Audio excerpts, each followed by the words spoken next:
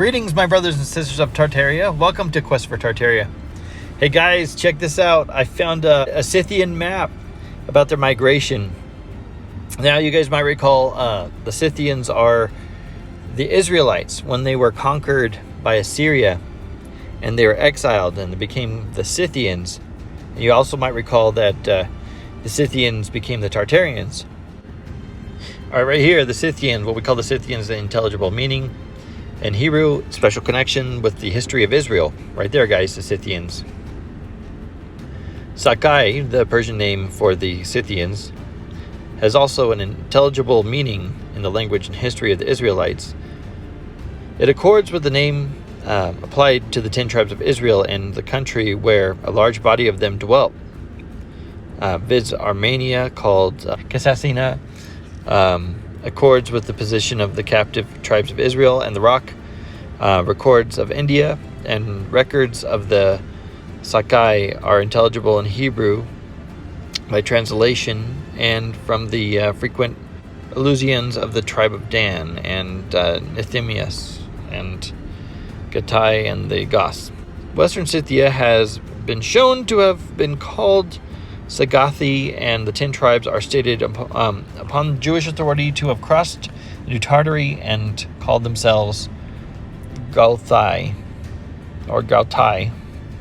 The evidence of the tombstones in the Crimea and early Saxon beliefs in the distance of the princes through Woden from the Jewish patriarch. Well, this map is really cool because it actually shows their migration from Samaria and Jerusalem all the way up past Nineveh, Media, Tigris, and the Euphrates River. So they cross the Euphrates up Media. You see, right, that's where they branch right here. Some come this way and into Europe, and then 600 BC to 50 BC, and then they work their way up and then become Tartarians up here. And it was interesting, you guys also might recall some of the information on the Tartarians being the Scythians and stuff like that.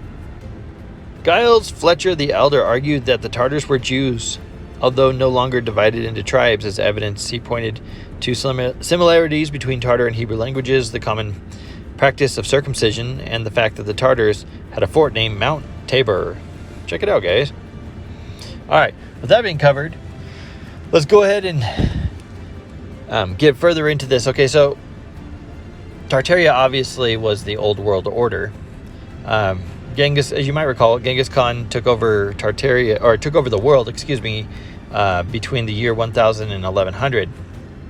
By the year 1100, the world was under Tartaria control. The last places he conquered, so a little recap: conquers China, India, Arabia, and then even kills the Prophet Muhammad.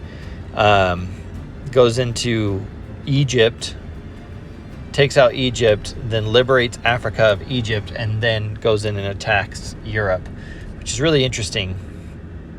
So a lot was going on back then, but this also fulfills Bible prophecy that the bloodline of Israel would bless the whole earth, which is really interesting. We'll get into some Bible study stuff, which will be awesome. We'll be able to link it all together, make the Bible true. But what makes that fantastic, guys, after you learn this from the Bible, you'll learn that we are Israel. Fourth, they are the greatest military powers. Jeremiah 51 verse 20 gives God's word. Thou art my battle axe and weapons of war. For with thee will I break in pieces the nations, and with thee will I destroy kingdoms. Throughout history, this has been true. 2 centuries after being taken captive by Assyria, the peoples of Israel, who were then generally known as Scythians, had bled Assyria white by their constant warfare against it, so that Assyria was an easy pushover victory for the Medes and Persians just before they turned their attention to Babylon. It was the Israel tribes on their march into Europe, being then called the Visigoths, Ostrogoths, and Vandals, who crushed the Roman Empire. The peoples of Anglo-Saxon Israel defeated Russia under the Tsars, destroyed the great empires of Spain and Japan, and conquered Turkey and Italy. Not without heavy cost, of course, for the promises of easy victory were among the promises made through Moses, and these were conditional upon keeping the law. But the promise of final victory so great that the enemy is shattered, even though the cost be heavy, this promise is unconditional, and it has been consistently fulfilled to only one people, those whom we identify as Israel. In Isaiah 49, verse 8, God says, "Thus saith the Lord, in an acceptable time have I heard thee, and in a day of salvation have I helped thee. And I will preserve thee, and give thee for a covenant of the people, to establish the earth, to cause to inherit the desolate heritages." No one else has so successfully developed the colonies, which were desolate when they were first occupied, as have these people. They have expanded in colonies in all directions. Deuteronomy 3, verse 8 says, "When the Most High divided to the nations their inheritance, when he separated the sons of Adam, he set the bounds of the people according to the number of the children of Israel." Genesis 28, verse 14 says, "Thou shalt spread abroad to the west and to the east, and to the north and to the south, and in thee and in thy seed shall all the families of the earth be blessed." Isaiah 54, verses 2 and 3 tells us, "Enlarge the place of thy tent, and let them stretch forth the curtains of thine habitations. Spare not, lengthen thy cords and strengthen thy stakes, for thou shalt break forth on the right hand and on the left, and thy seed shall inherit the nations, and make the desolate cities to be inhabited." Their colonies were established in every sea, in Europe, North and South America, Africa, Australia, New Zealand, and Asia. Who else ever had such colonies? They have maintained the continuity of the throne of David. David's descendants continued on the throne in Jerusalem until King Zedekiah was taken prisoner to Babylon, at which time all of his sons were slain. But the prophet Jeremiah took the king's daughters first to Egypt, as we read in Jeremiah 43, verse 6, and from there by way of Spain to Ireland, where Zedekiah's daughter, Tehatethi, was married to Eochaid, the Heremon, or chief king of Ireland. Eochaid was a descendant of Zara, one of the twin sons of Judah, while David was a descendant of Phares, the other twin. Killing all of Hezekiah's sons didn't end the dynasty, as it was established law in Israel ever since they first entered Palestine, that when a man died leaving no sons, his daughters received the entire inheritance. The two king lines of the tribe of Judah were united in this marriage, and the lineage is clearly traced in the histories of Ireland, Scotland, and England, unbroken down to the present Queen Elizabeth. Thus the prophecy that David's descendants should always be on the throne over an Israelite nation has been fulfilled, and by the Anglo-Saxon nations only. This has covered but a tiny fraction of the Bible's proof that the Anglo-Saxon, Scandinavian, and Germanic people are the Israel of the Bible. Scholars have found nearly 100 prophecies concerning Israel which have been fulfilled by this one group of people. When you consider that the United Nations now recognizes more than 100 member nations, the odds against any one nation fulfilling the first of these prophecies is obviously at least 100 to 1. The odds against the same nation fulfilling both the first and second prophecies again multiplies this by 100, making 10,000 to 1. And the odds against the same nation fulfilling the first, second, and third prophecies becomes 1,000,000 to 1. And so forth. Well, you figure it out. Well, so happens we did figure it out, guys. It was the Tartarians, 1100, conquering everything, Africa, liberating Africa from Egypt and stuff like that. And that's why in my opinion, that's why the Africans had such... well, see, in World War I, the Africans fought for the Germans and even fought to the death because of something that happened in ancient times, and they felt like paying them back because it was because Genghis Khan liberated them from the Egyptians. So we know what it is now, and it's hidden history. But the Tartarians and Genghis Khan are who were the lost tribes of Israel have fulfilled this, and they've become a blessing to all nations.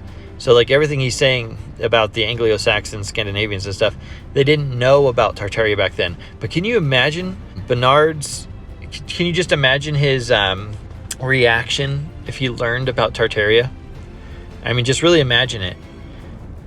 He would be blown off his feet, fall back in his chair and go, wait, you mean God has concreted his people by blood and by spirit? That means that whites, Asians, blacks, Indians, everybody is brothers and sisters, and they're Israel, and they've all been grafted into the children of God, both by blood and by spirit. That's the big secret, guys. We're all brothers and sisters. Take care of each other, respect each other, love each other, and so forth. But we all need to have each other's back, so we all need to wake up. The 144,000 are the ones that are beheaded for the word of their testimony and Revelation. And those are the ones that Antichrist attacks. Those are the ones the dragons turn on when he can't get to the ones that go to the wilderness. And we'll go over that too. But you guys need to be the ones that go to the wilderness. So be faithful now. Get faithful now. Get a relationship with God now through his son, Jesus Christ. You have to. If you don't, and you end up waking up late, you'll still be a part of the 144,000. That is if you don't take the mark of the beast and you don't give in. But yeah, here we'll continue. Keep on multiplying by 100, even 50 more times. But even that isn't all. A group of nations, all of the same blood, have done this. Not a random assortment like China and Spain, or Egypt and Brazil, but all of the same racial group. So this again multiplies the odds. Do you think that all this could have happened by mere accident? And if you do think that this was pure accident, then what has become of God's prophecies and promises? Was God too ignorant to know that he couldn't make good on his word, and that all the things he had promised to Israel would never get there, but would all be taken by other people? No, I don't think that God made any failures or any mistakes. He promised and prophesied many things about Israel. They have all come to pass, and they have all been made good to the same racial group of nations. This people has Israel's fingerprints. Guys. I remember his information is from a long time ago, but we know Genghis Khan had taken over and conquered the whole world, so we all have Israel's fingerprints.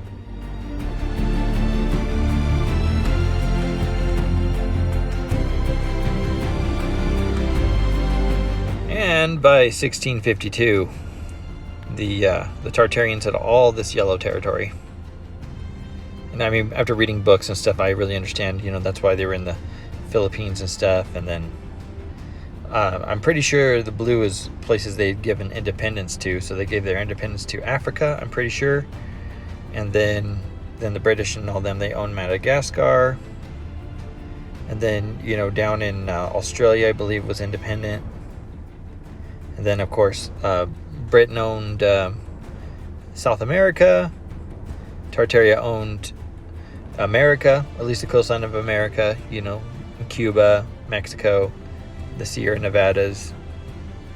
And the Quivira region right here, that's on a few maps too. And they actually talk about it. And there's a Spanish explorer that went to try to go to there to find the Tartarus Rex, the king of Tartar in America. So, yeah.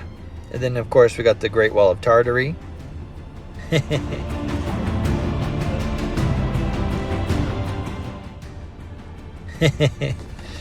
Yeah, we went over that, I'm pretty sure, in the last video.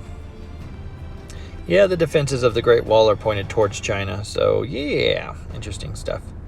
But, yeah, and then up here, these are independent, I believe.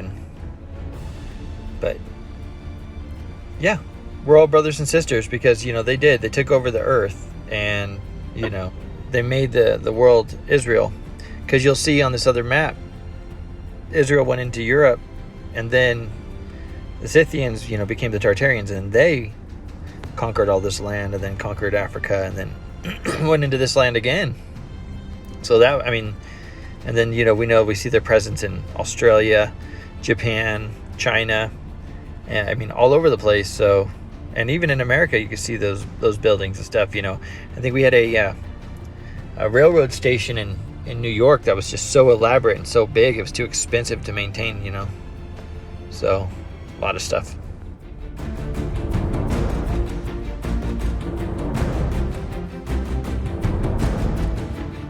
We are Israel. Okay, we are Israel. We are the line of Israel too, the tribes of Israel, and because of Tartaria, we are the tribes of Israel.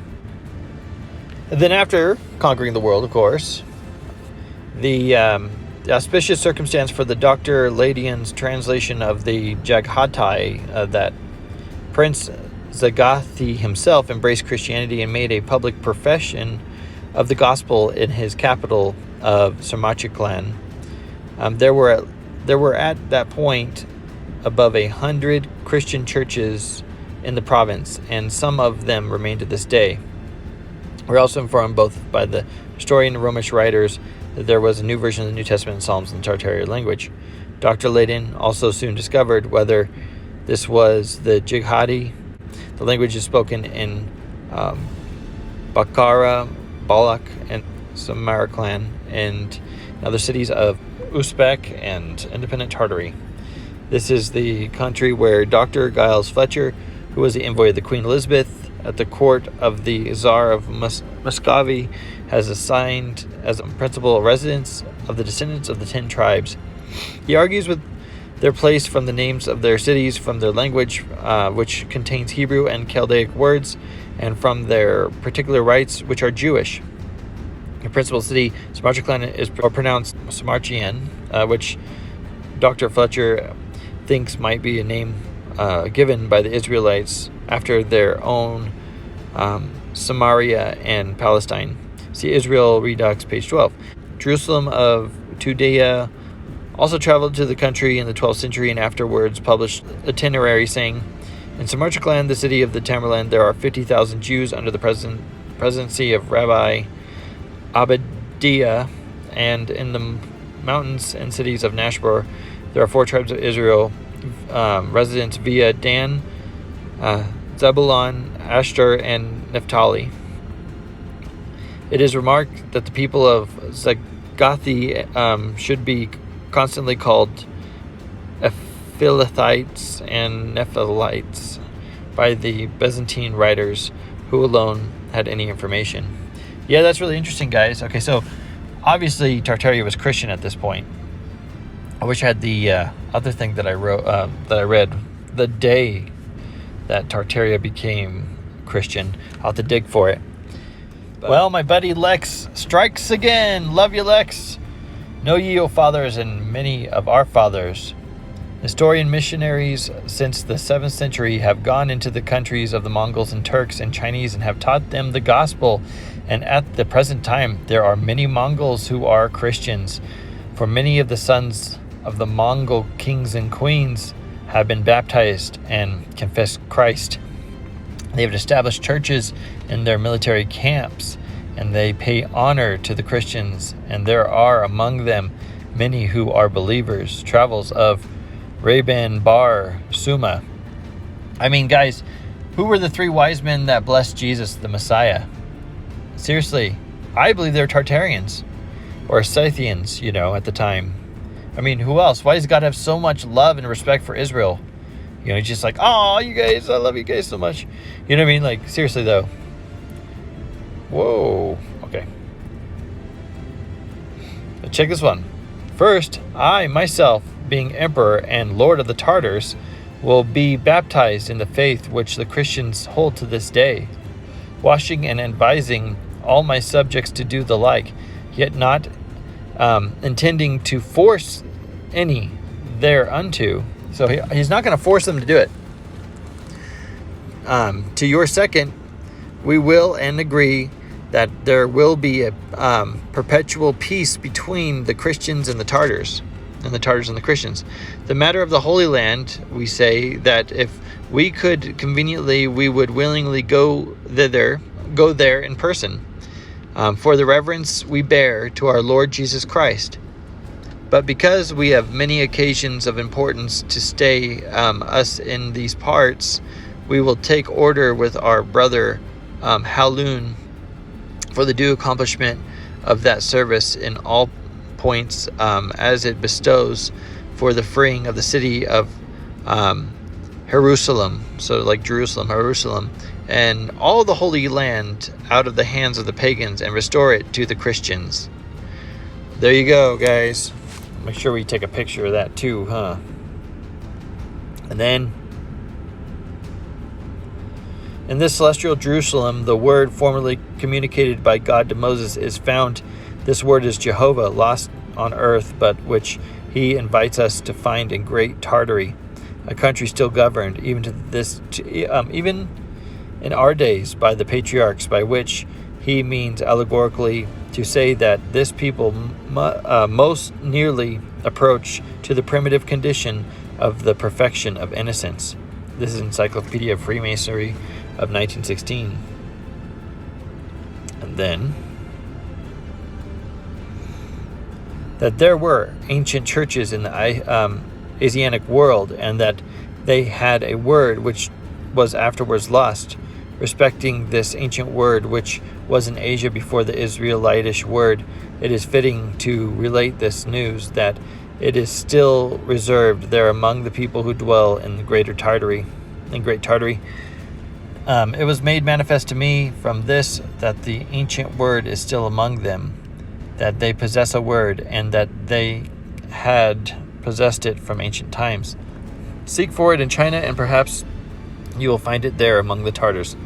The Apocalypse revealed by Emanuel Swedenborg of 1766. So interesting, guys. But yeah, I need to make sure I take a picture of these ones this time. Thanks, Lex. There's that Tom Knath again, and he's saving the world from us fairy tale believers. Well, Mr. Ganath, how do you like this fairy tale? Alphabets of the world. In the various alphabets of the world, the numbers and letters varies from 12 to 202. The shortest alphabet is that of the Sandwich Islands and has 12 letters. The Tartarian, the longest, containing 202 letters. Whoa! 202 letters! Probably the smartest people on the planet. Probably took it over at 1100 AD. Yeah, who really believes in fairy tales? Yeah, at this point, it's called denialism. You know nothing about the subject, but you are the greatest authority. There's a lot of them right now, the denialists. Because it makes them feel good. Yeah, Mr. Denialist. Good luck treading water. Attention, all denialists. Do you know who you are? It's a person who refuses to admit the truth of a concept or proposition that is supported by the majority of scientific or historical evidence. And also, denialism is the practice of denying the existence, truth, and validity of something despite proof or strong evidence that it is real, true, or valid. Despite evidence! But yeah, so they're Christian. They even fought in the Crusades. Wait a minute, fought in the Crusades? That's unbelievable. This is... Oh, baloney. In the spring of the year 1299, James de Molay, the 22nd of the last Grand Master with the body of a French and English knights, landed at Sudia and made a junction with the Tartar forces which were camped among the ruins of Antioch. The Emperor of Tartary was at variance with the Sultan of Egypt and had invited the Templars to join him in an expedition into Palestine. An army of 30,000 men was placed by the Mughal Emperor under the command of de Molay, the Grand Master, and combined forces marched up the valley of Orontes towards Damascus. In a great battle fought with Hamas, and the troops of the sultans of Damascus and Egypt were entirely defeated and pursued with great slaughter until nightfall. Aleppo, Humas, and Damascus, and all the principal cities surrendered to the victorious arms of the Mongols and the Templars. Once again, entering Jerusalem in triumph, visited the Holy Sepulchre and celebrated Easter on Mount Zion. Guys, These Mongols are Christian. What? I thought the Mongols didn't have a religion. Wait a minute. Hold up. Yeah. You've been brainwashed. The combined armies were preparing to march upon Damascus when the sudden illness of Kassan was given over by his physicians. Disconcerned all their arrangements and deprived the Grand Master of his Tartar forces. The Templars were then compelled to retreat to the seacoast and embark their forces on board their galleys. The Grand Master sailed to Lamiso, stationed a strong detachment of his soldiers on the island of Ardis near Tortosa, which was fortified, but these were speedily attacked in that position by a fleet of 20 Egyptian vessels and an army of 10,000 men, and after a gallant defense they were compelled to abandon their fortifications and were all killed or taken prisoner. Thus ended the dominion of the Templars in Palestine. That's sad. All right, so yeah, there you go, guys. Some real history, which, you know, would make a fantastic movie.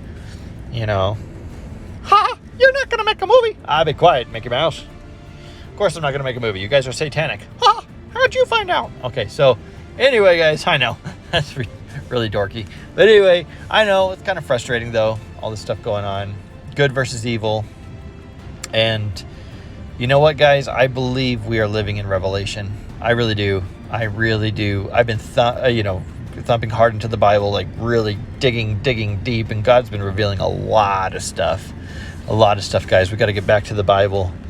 I found it's not as altered as I once thought it was, which, feels pretty good. Everybody who adds or takes away from these holy scriptures will be hit with the plagues of this book. Well, that's not talking about the whole Bible. That's actually talking about Revelation. If you'd actually read it, it's the book of Revelation. But anyway, so, don't get me started. And we'll check out this little list I have here. Okay, guys, some little notes here.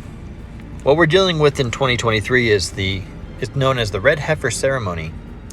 It's where Israel has 2 red cows, and a certain rabbi had brought red cows over from America, and they had bred them to bring back the red cows because they have a prophecy, Judean prophecy that once these cows, if they stay red for 2 years, and this is the 2nd year, then they will sacrifice it and they will rebuild the Temple of Solomon. Okay, I found this when I searched red heifer sacrifice, and I took a picture of it. So the red heifer sacrifice could take place in 1 year. So September 27, 2023. Okay, so the 5 red heifers landed in Israel about 2 weeks ago. Too much fanfare, celebration, end-time speculation, and a healthy dose of cynicism as well. The cows have all been determined by certain rabbis to be ritually pure for sacrifice for now. They must stay unblemished, the red in order to be so that they have to stay red in order to be sacrificed when they are older than 2 years old. So they were 1 year old then. So there you go, older than 2, I should say. So yeah, that'll be, maybe September 2023. We'll see, guys. And right here, the Messiah is coming, Israel today. 22nd September 2022. According to Jewish tradition, the appearance of the 100% red cow, which is extremely rare, is a sign of an imminent arrival of the Messiah. All right, let's see, who is this Messiah? So that's 1, 2, rebuild the Temple of Solomon. So if these cows stay red, they get sacrificed this year. You guys can look it up, the red heifers in Jerusalem and whatnot. Yeah, they'll start rebuilding the Temple of Solomon. So I looked up the Temple of Solomon. It'll take 18 to 36 months to rebuild. So the red heifer thing goes through. Then by 2024 through 2027, we should see the Temple of Solomon being rebuilt, or rebuilt by then, about maybe 2025, 2027. The fake alien invasion of 2024. This is a really interesting one. I'll have to show you guys a video of this. World governments attack the people and unite the world. Yeah, through a fake alien invasion using holograms and beam weapons. Formulated the final stage of their sinister plan. In the year 2024, a global event will alter the course of mankind's future. the world will stand witness to a massive alien invasion. Thousands of projected holographic alien warships will blanket the skies, sending people into a global panic. Real military crafts within the holograms will inflict actual damage to the surrounding areas to sell the gimmick. And as a result of the ensuing human chaos, a one-world government will immediately form without any resistance from the people. They will be the new world order. Once this happens, we as a people will be doomed to enslavement and accelerated depopulation. With that said, the only hope for human salvation is to acquire and spread the knowledge of these activities and agendas. Resist, retaliate, then conquer this imposing enemy. The time is now, as humanity is rapidly approaching its final days. We'll get really exciting. We'll go over that kind of stuff. And if anything, it'll be entertaining, but it'll be very interesting. 3, West destroyed, USA. So the USA gets destroyed 2024 through 2029.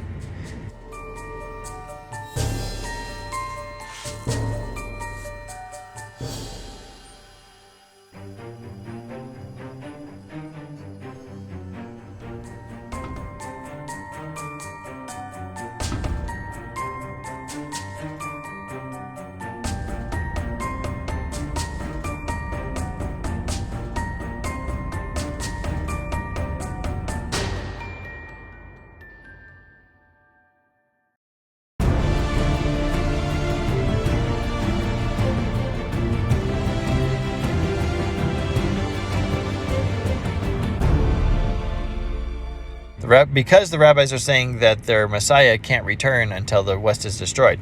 Also, the Jewish Messiah is here. We can look him up too. We'll watch some stuff on him too. It's pretty interesting. And so it's very interesting when someone prominent in Israel starts to rise up and is actually accredited with miracles. Yes, this Yanuka, Rav Shlomo Yehuda, is actually accredited with performing at least 5 or 6 miracles that I'll get into here in just a moment. I'll do just a quick overview on this guy for anybody who hasn't heard of him. I learned of him through the channel Wallytron 101. Very grateful for him pointing this guy out because there's extremely strange coincidences surrounding this guy. A lot of characteristics that are similar to what the false prophet will have. So a quick overview on this guy is that he grew up as a Jewish person, obviously, but became extremely proficient in the Torah and the Talmud and all these different Jewish texts, which in itself is a supernatural sign and wonder, really, because it's said by the age of 15 that he was already proficient in the Talmud, which is like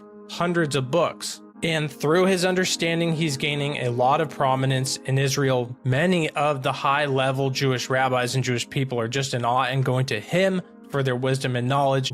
So now I'll get into these miracles that he's performed, but first I need to point out something that needs to be referenced, that all of these miracles, and I'll leave the videos in the description where you can see what these people's wordage of the miracles are, you know, word for word from their own mouth. Every single one of these people who talk about the miracle that happened to them, not a single one mentioned God. And the miracles that are attributed to the Yanuka is one guy met with the Yanuka, and the Yanuka said that he would meet his soulmate that day, and that very day he met the person who he married. There's another guy who had malignant tumors, and the tumors disappeared after having a conversation, and the Yanuka just said that they would be gone, and they were gone. Another guy was released from prison before the Sabbath, and his wordage for this was that it was not of this world, altering the laws of nature. It happened just as the Rav said. And there was one more guy in this video who referenced that he was about to go into surgery. He had to go. It was the day before surgery that he was going in. He met with the Yanuka, and then Yanuka said he'd be healed, and he was healed. So pretty shocking to hear. And again, I just have to point out that not a single reference to God was working through him, God healed me through him. Not a single ounce of the glory for these miracles was given to God. It was all given to the Yanuka. And here we have the Yanuka lighting ceremony, Leg Baomer 2022. A lot of weird things happen in this. You know, I know, like, if we're dealing with who we think we're dealing with, like the Khazars, I mean, this could have very well been a human sacrifice too. But, you know, like, what's in that fire? And then, like, something weird happens. I mean, or they could just be celebrating, right? I mean, let's just keep an open mind. Be like, well, maybe they're just celebrating. But, you know, it's hard because, you know, we are living in Revelation, in my opinion. So just check this out.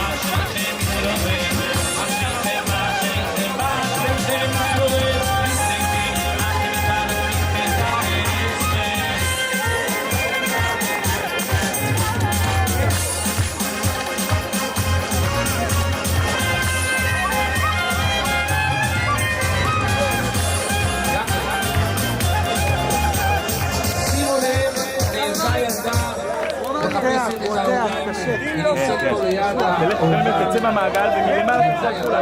תעמוד על 3 כיסאות. סכנת נפשות, בבקשה. גם אותות נופלים, זוז אחורה.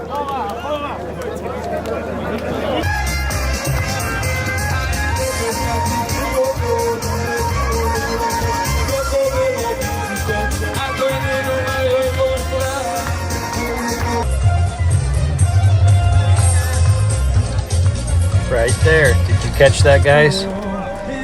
Might have to rewind it. I'll show you again. But, yeah, I mean, was that somebody giving up the ghost? Somebody's soul going up into heaven? You know, a lot of people, well, that's a demon. I mean, maybe, but, I mean, look at that, guys. That's nuts. And here's another one. I believe this was in Cairo. But, yeah, I mean, a lot of people are saying, oh, holograms and stuff like that. But, I mean, father of lies, right? And the fourth, in 2030, New World Order, world governments unite, give the power over to the Antichrist, Agenda 2030, Mark of the Beast system instituted. Also in 2030, 42 months or 1,260 days, the two witnesses living in the wilderness and Antichrist reign, Mark of the Beast, beheadings, because of the beast system. Also in 2030, the remnant Christians live in the wilderness 1,260 days or 42 months. Christ's return, June, August 2033 or 2024. Hey, sorry guys, a little correction. Not 2024, 2034. I accidentally typed it up wrong. I was kind of in a hurry yesterday when I did it. But, yeah, there you go. I continue. So we'll see. We'll see if Christ return after that 1,260 days. And if the 1,260 days starts in 2030. So the 42 months or the 1,260 days starts when the abomination of desolation appears and the man of lawlessness is revealed. That's when it starts.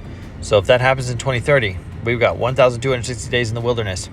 And that's only if you're faithful and Christ is your Savior now. The ones that are lukewarm, he spits them out of their mouth. So, yeah. Interesting. But yeah, we'll run through all the Bible for that and stuff like that. And it's going to rock everybody's world. But rest assured, in the end, there's a happy ending. All right. Last alterations. Number 3. Not Messiah can return. He's already here, as you saw. But no. Messiah can take the throne. So they said they have to destroy the West, the USA, by 2024 through 2029. The reason is because of Agenda 2030. By 2030, he's got to take the throne. So there were rabbis that were saying that the West must be destroyed before the Messiah can take the throne, can, take over the earth. That's why they have the New World Order, a one world government, because and that's why they would have to do something extreme like a fake alien invasion, because that way the world will unite. Oh no, there's aliens, and then give their power over to the Antichrist, to the beast. So where did the beast come from? Well, there's a reason why. In Revelation, it says that a mountain of fire falls from heaven, and with it the key to the bottomless pit, or key to the abyss, and that's where Apollyon comes from when it hits and stuff. Well, we have something like that. Geneva, Switzerland, and CERN. There's a particle accelerator they are nicknaming the key to the abyss, and that's kind of interesting. And then it's got Shiva the Destroyer, which is it's a goddess in front of it. And so my theory is Apollo is the Antichrist. He comes back as Apollyon the Destroyer because he merges with Shiva. And I believe that's what that's all about. And we'll see. But there are two Antichrists. There's a Antichrist and a false prophet. And so we'll see which one this Yanuka was, and if he's the Antichrist or the false prophet or whatnot. But yeah, like and subscribe to Quest for Tartaria, guys, and make sure you press the bell for notifications, and we'll see you with the next video. Sergei Monast, who was a investigative journalist in area of Project Bluebeam, and he had a lot of inside information on this, and they have murdered this man. They have murdered him, and they have also, before they murdered him, they have taken his children away. So let's see what he was saying that will happen. As far as conspiracy theories go, Sergei Monast, Project Bluebeam is out there, way out there. In 1994, Sergei Monast, a writer and investigative journalist from Quebec, published an alleged manifesto. According to Monast, the four-step project designed by NASA and the United Nations would allow these organizations to accomplish what he believed to be their ultimate goal of creating a new age religion led by the Antichrist in order to start a new world order dictatorship. Now, when it says of new age religion, we know that all these religions are coming together now, Steve. Yes. But if you remember Itzhak Shapira, when he was explaining that their Messiah is coming to Jerusalem, he spoke of the new Torah. Do you remember? Yes. He said he's going to give us new Torah, and this old law, old Torah, and everything will be abolished. Okay? And then he will teach them something completely new. So we now know that Jews, Muslims, Christians, and religions of the world are uniting for the one world religion. Yes. And we know that it's all led by United Nations. And look, NASA, with this Project Bluebeam, and this Sergei Monast was talking exactly about this in 1990s already, and he was murdered for it. So NASA would implement Project Bluebeam, Monast believed, with a system of advanced mind control as well as top secret technology in order to trick everyone into believing there have been a second coming of sorts. So this second coming of Christ is going to be faked, Steve. That's They are exactly preparing right. skies for it. Now let's see what the 4 steps were. That was interesting, kind of. Oh, now, the first step of Project Bluebeam would involve manufacture of artificially created earthquakes in strategic locations around the world. And these earthquakes would, according to the conspirators' hoaxes, unearth artifacts indicating that the religious doctrines of all nations have been misunderstood for centuries, thus discrediting all religions. Imagine that. Wow! Don't we see earthquakes? So let's see. We don't know if this is going to come true. This is what he claimed based on his inside information. Now it says Monast claimed that movie like 2001's Space Odyssey had already laid the psychological groundwork for this step by presenting stories in which mysterious unearthed objects upend everything humans know about themselves and their world. Okay, so we know there is a lot of predictive programming in movies. Right. The second step, Sergei Monast claimed, would involve a gigantic space show. During the stage of Project Bluebeam, three-dimensional optical holograms as well as laser projections of holographic images would beam across the sky. What would these images include? Projections of Jesus, Muhammad, Buddha, Krishna, etc. will emerge into one, Monast said. Wow, interesting. And we know that we have chemtrails, and a lot of people are saying that these chemtrails have, many reasons why they do it, but one is that they're preparing the skies for something. They're going to do this space show. Interesting, Monast was talking about this as a second step. Monast explained the technology behind this display, saying that the conspirators would use space-based laser-generating satellites to project simultaneously images to the four corners of the planet in every language and dialect according to the region. That's interesting, because similar thing was in the movie, or kind of, it wasn't a movie, it was a series called V, just V, letter V. Remember, we watched it? Okay.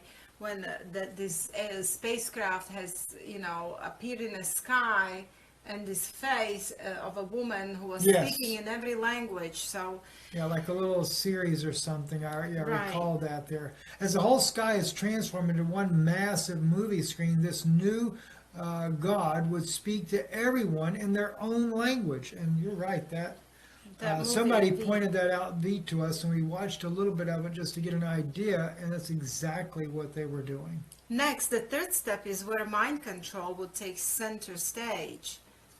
Telephonic communication devices would send waves to reach each person within their own minds, convincing each of them that their own God is speaking to them from the very depths of their own soul. Notice it's telephonic communication, so the new 5G technology in your telephone can now, basically, this thing will have the ability to do exactly what skull-to-brain technology has been doing for some time that the military has used. Yes, and this technology exists. In fact, we talked about this today, Steve, earlier, but I'm afraid that was in 1990s when he spoke about telephonic communication. How about now injecting inside of people's bodies? Yes, with this new nanotechnology, nanotechnology and hydrogel. But hydrogel, yes, they're going to be able to do that, hook that up to 5G network, and they're going to be able to do some really amazing things. You won't even have to have a phone. How would these rays be able to reach people's inner minds? Monast explained, such rays from satellites are fed from the memories of computers that have stored massive data about every human on Earth and their languages. The rays will then interlace with the natural thinking to form what we call diffuse artificial thought. Well, there we go, Steve. You remember the young man that they claimed that killed all these students here in Florida in the school shooting? I always suggested that he was a victim of that very technology at the time, because he's told the police he was hearing voices in his head. Wow. Okay. That's right. And he never said, literally it sounded like skull-to-brain technology. And so I really just, a lot of suspicion on that case there.